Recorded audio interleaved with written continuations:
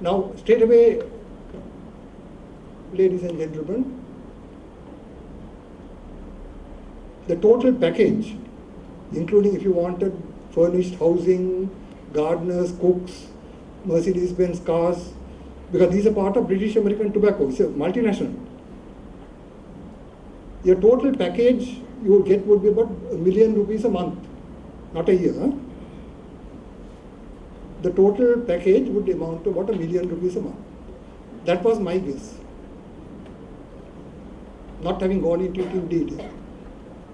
So when I was trying to get out of it, my friend, the chartered accountant, said, "Are you aware of the package that you will get?" I said, "Not quite, but I could very well guess." I said, "However, look, what I'm saying is, this is not to talk about me. In fact, I'm rather reluctant to mention stories like this. But rather than my talking in abstract fashion to you, I think this you will understand better because this is the actual true episode. Now, because I had a scheme or scale of values. And in any scale of values, money is not everything. Material things are not everything. Why? Also why? There are many reasons why. Also because there is a thing called death. Nobody refers to death because they are all scared. I have seen groups like yours, when I sometimes talk to them and I talk about death, their face changes. Why? It's a very natural thing. And at the end of the day, you are not taking all your wealth away with you, no? In that sense. You take nothing material. There are spiritual beliefs of every religion, yes, and that in different ways all religions are unanimous. And that is, yes, there is something to take. And that is good deeds, good behavior, merit of various forms, from dana to anything, giving to. And so, you are therefore you have to work out your value base. I feel very comfortable.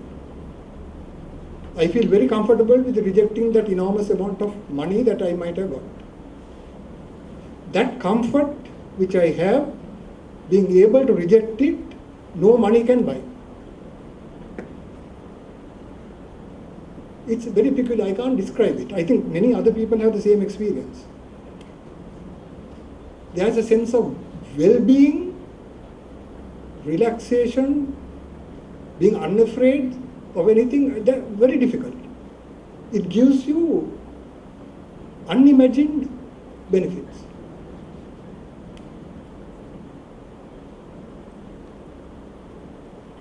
Because two things are very dangerous, in my view. These are points of view. I am not asking you to just take them as they are. You must think.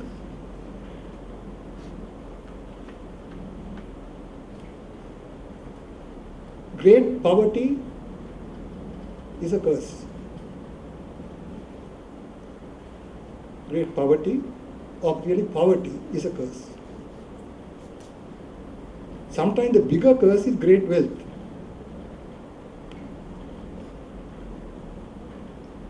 Because many people do not know, how to handle power.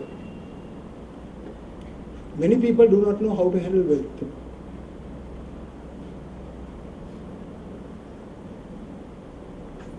Every day I would pray that I never get $1 million, never. Well, one does not know what it will do to you. Because at the end of the day, you still have one mouth, one stomach, one system. Just because you have 500 million rupees, you can't eat much more. Except do all kinds of things that might ruin you. Handling, that is why many countries which have got oil wealth have ruined themselves, including Venezuela now. Sudden wealth can't be handled. Not easy. Right. I hope I have finished that part. I've also got on to the issue of values now, second part. I'm on the second part of what I want to tell you. Now, when you are working out your values, now I'm telling you to think. Because there's a counter argument. Because you are now university students. You have to think. You must not believe in slogans. Certain part, useless. Certain part is like a drug. You put that in, then you stop thinking. Like parrots, you say that.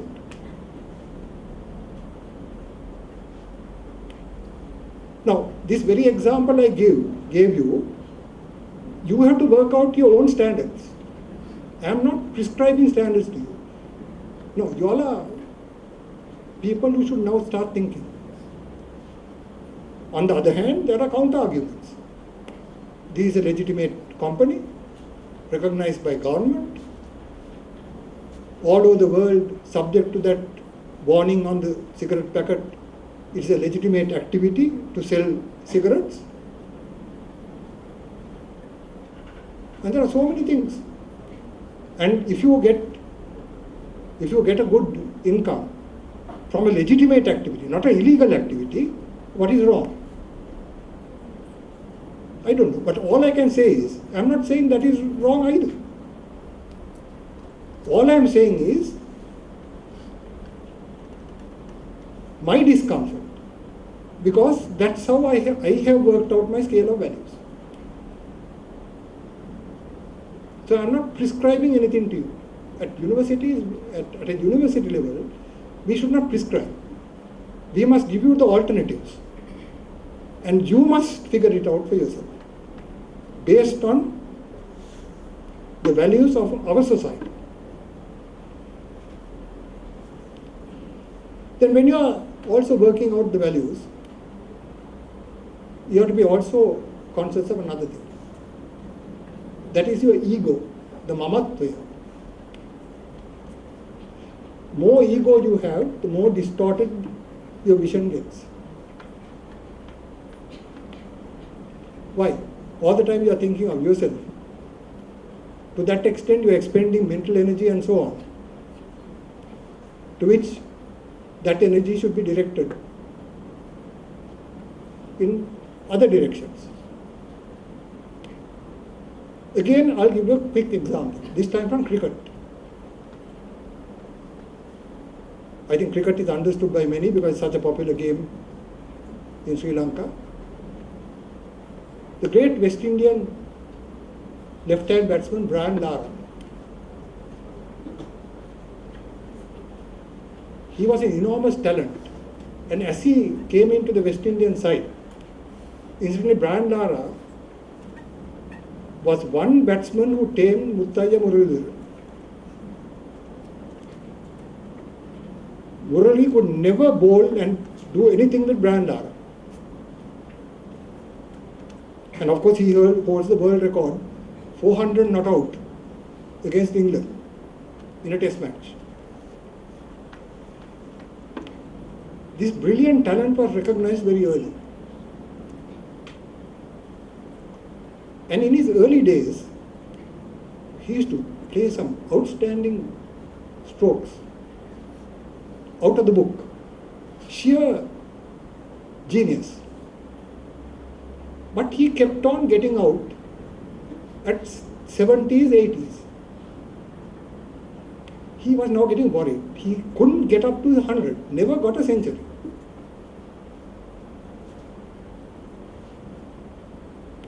and he was getting frustrated. Something happened.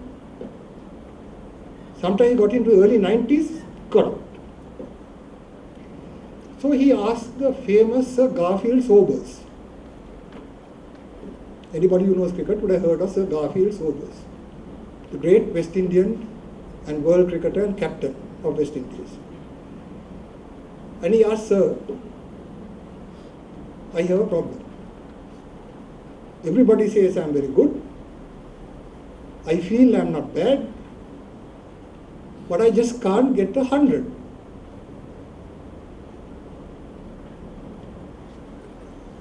Sir Garfield Sobers told him, "Son, that is because of your anxiety to get the 100. That is because you are thinking of yourself.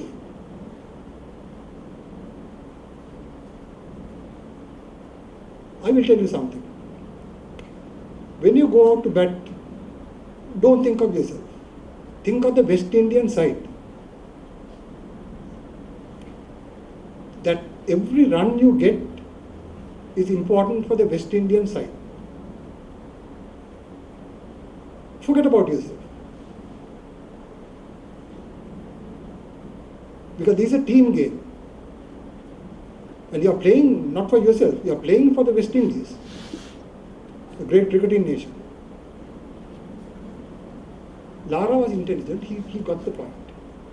He realized that he was too self-centered, he was too anxious, it was an ego. I have to do this, I must get my 100. And he had written that with Sir Garfield was not only a cricketer, he obviously was a great psychologist. He said, moment he forgot about himself and just went on batting for his country, he started getting his 100s. So you see, again, all this is in our ancient wisdom. That you must not have a big ego. That the higher you go, the simpler you must become.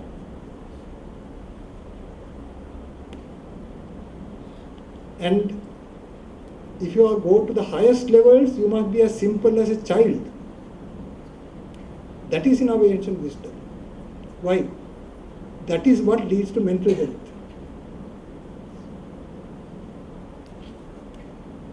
If all the time you are wrapped up in your ego, you don't see anything else. You don't see anybody else.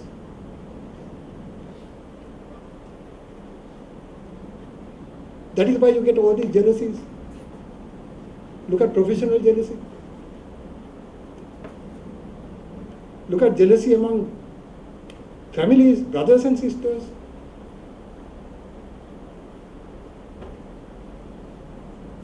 Why? The world is large enough for everybody.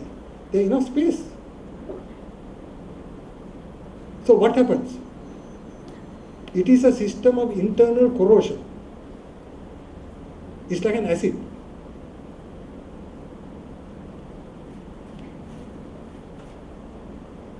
And this is all in our ancient, part of our ancient wisdom which we have completely forgotten.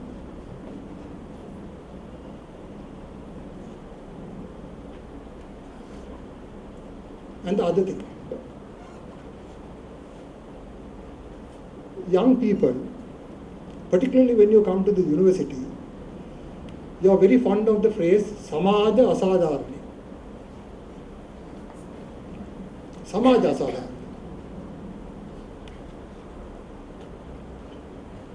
Now I want to tell you one or two things. Where is it stated? Which part of the world, in which book?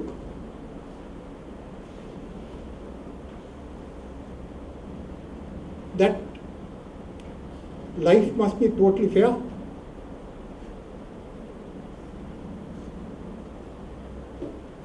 Where is it stated?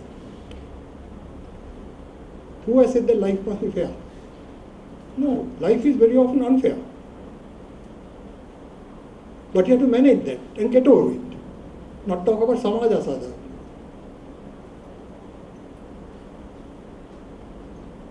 A lot of people who have come up, I can name names, got over that.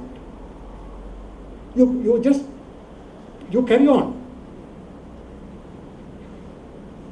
And having been on university councils, I can also tell you, and you must not get into that position, because I told you, you are now at a higher level, that you do the most disgusting thing,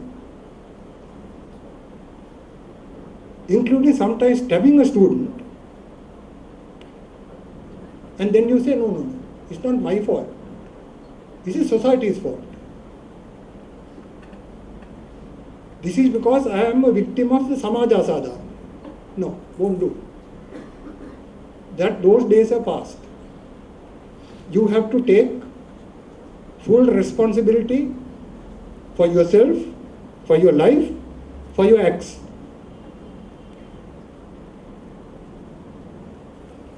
Yes, I am not saying that there is no such thing called Samaja Sadhana.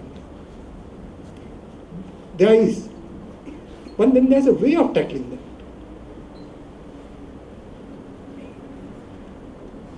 You don't tackle that through murder and destruction of property and closing down universities. Then what about the asadharani to all the other people who want to learn?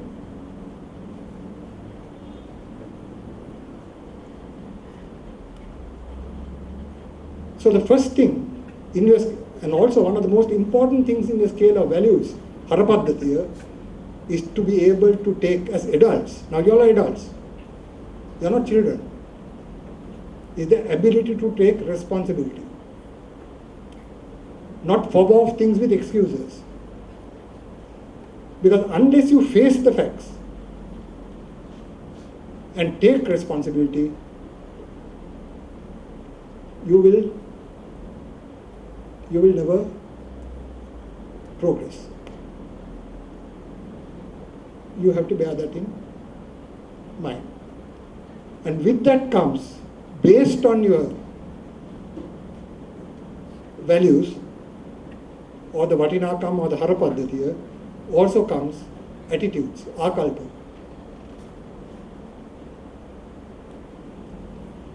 Now, if there was a glass of water here, say this is a glass of water and it is at this level,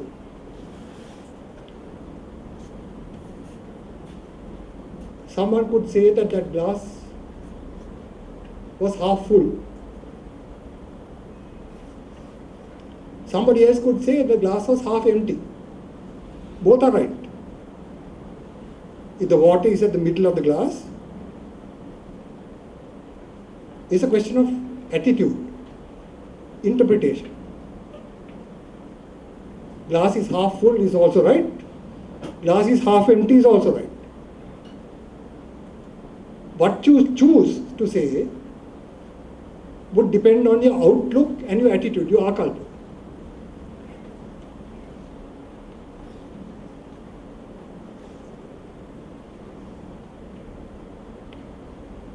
Therefore, as I said, don't fool yourself or cheat yourself with excuses.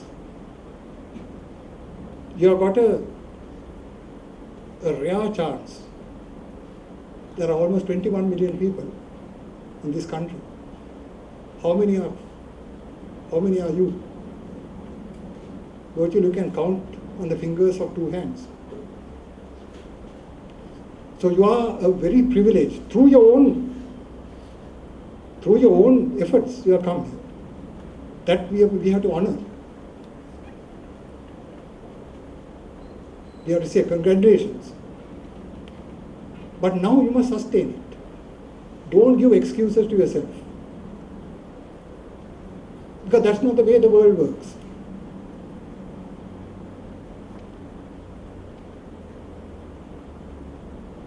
You have to work with the world. The world is not going to stop to adjust to your personal attitudes. World won't stop. You will find that. Before you find it painfully, you must realize it now. That is not to say that you don't take up any issues you want to take, that you are critical of certain things, but there's a way.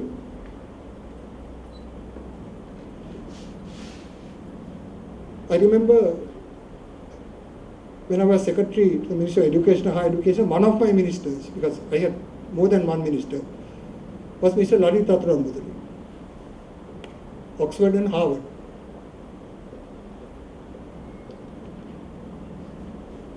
When people came to meet him, either trade unions or students' unions or associations, he used to tell them one thing: you can tell me anything you want. You can be very critical of me and my policies. You can give your alternate points of view. Everything is on the table, you can say anything. But you shall always be polite. But you shall always be polite.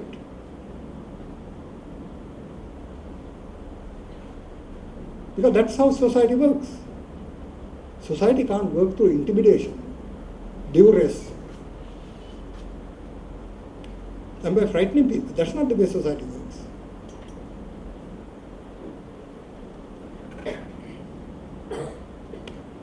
And speaking of Mr. Auditorium, let me also say, I said we take a lot of things for granted.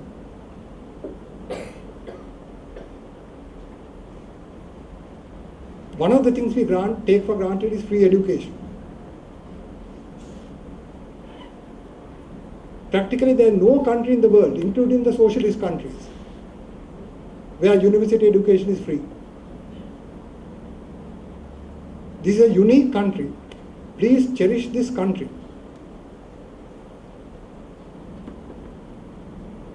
And not only that, because of the vision of Mr. Auditorium, you have a thing called the Mahapolo. And I think you get about 2,500 rupees or so a month, free. I want to tell you, when I used to meet foreign persons from Asia, including India, they couldn't understand this. They used to say, what? Entire university education is free? And then about Mahapolo, they said, what? You mean that's a student loan scheme? I said, no. The concept doesn't enter their heads. They know student loan schemes where you pay back. They have never heard of free education and a student grant scheme. Never heard. And I have had to spend some time to tell them that I am not mad, I am telling the correct position, because they just keep their mouth open. You say, what? No, those are things we should cherish. We should honor those people. That's why I say we have to be Samvedi. Significances we have to look at. We have to think occasionally about Dr. C.W.W. Kannangara. That is what gave equity and opportunity in our society, his free education. We must think of that man. We must think of Lalita. He has nothing to do with politics. In all of us there is the good and the bad. We must spare a thought for Mr. Auditorium, who used the money he earned from his Mahapolo fairs in the Ministry of Trade and Shipping. He started this trust fund. And the chairman of the trust fund is the Chief Justice of Sri Lanka. I know because I have been on the Mahapolo board ex officio as the secretary. And the meetings are held in the Chief Justice's chamber in Halstorf. Mahapolo board meets in the Chief Justice's chamber in Halstorf. So please remember this. And am I going over the time? And on this attitude thing, let me give you an example from your own chosen field of medicine. Unfortunately, unfortunately, the person I'm going to talk about now is has closely related to my wife, but that doesn't invalidate the example, because one must hold that while relationship should not be an advantage, it should not be also a disadvantage. I'm speaking about Dr. Anthony's. Dr. Anthony's has a reputation of having been a very good surgeon. That's all I would say. Some people even say more. But by all accounts, he has been a very good surgeon. Now, I'm talking about attitudes now. Huh? I'm not talking about Dr. Anthony's. But this is an illustration of what I want to get into your heads.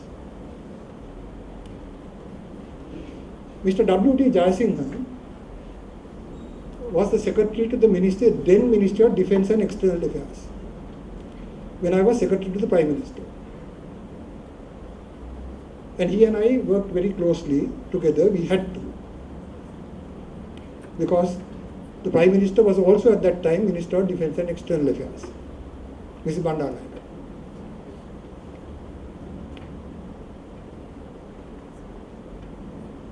Now he is dead. Unfortunately, his son, Ramesh Jayewardenepura, a very distinguished son of a distinguished father, also died young. This year, at the age of 56, he was our Secretary, Ministry of Foreign Affairs, father and son, but both outstanding public servants. And young Ramesh died of a cancer in the stomach, and unfortunately, I still look upon it with great sorrow. From diagnosis to death was just 6 months. From diagnosis to death, it was 6 months, and he died this year. I'm talking about the elder Mr. Jayewardenepura. One day he told me his mother